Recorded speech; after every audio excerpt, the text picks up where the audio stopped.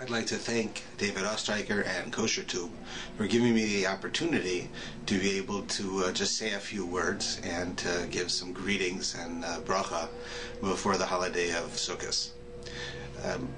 If I could just give a thought, so one of the interesting things I find about Sukkot is that there really are two major mitzvahs involved with Sukkot.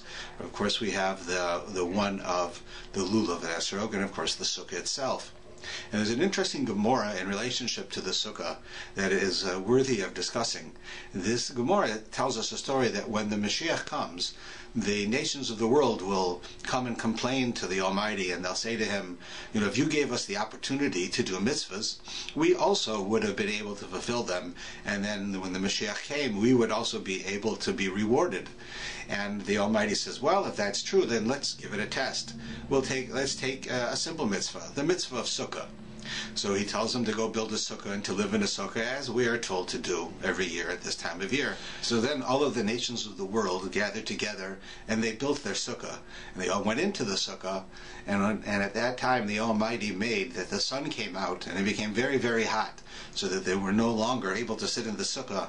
And at that time they ran out of the sukkah, but simply not just ran out of the sukkah, but they turned back to the sukkah and they kicked it. And in doing so, it showed that there was a difference in how they have to leave the sukkah and how we leave the sukkah.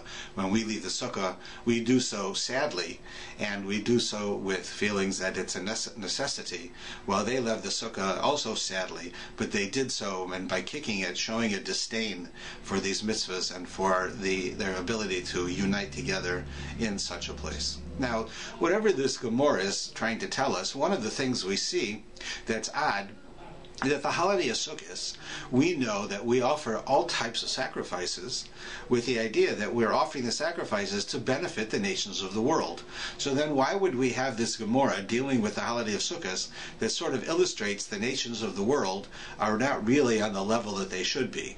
On one hand, we're being magnanimous and we're reaching out to them and we're trying to do good things on behalf of the nations of the world. And the other one, we illustrate that there's a flaw. So why would we have that?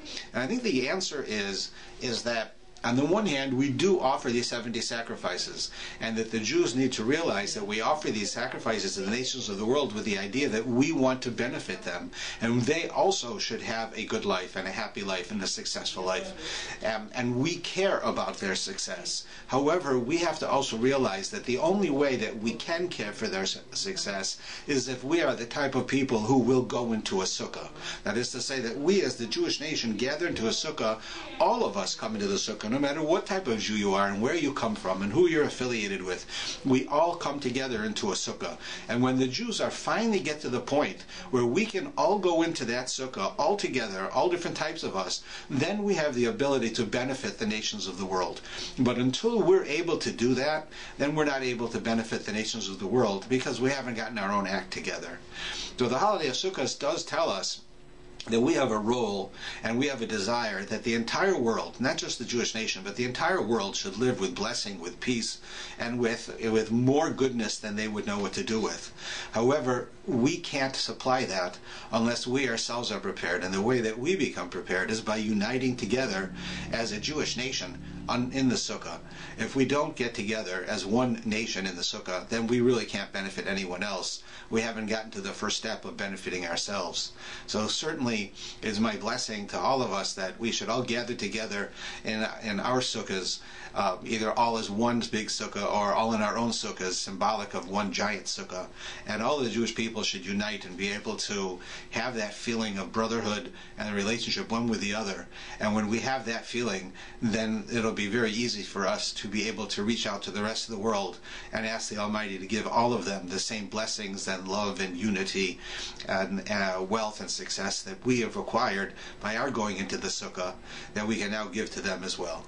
So I want to thank you once again for the opportunity to give some blessings and a welcome and just a few words about Sukkot. And I look forward to seeing everyone over the next week. Thank you.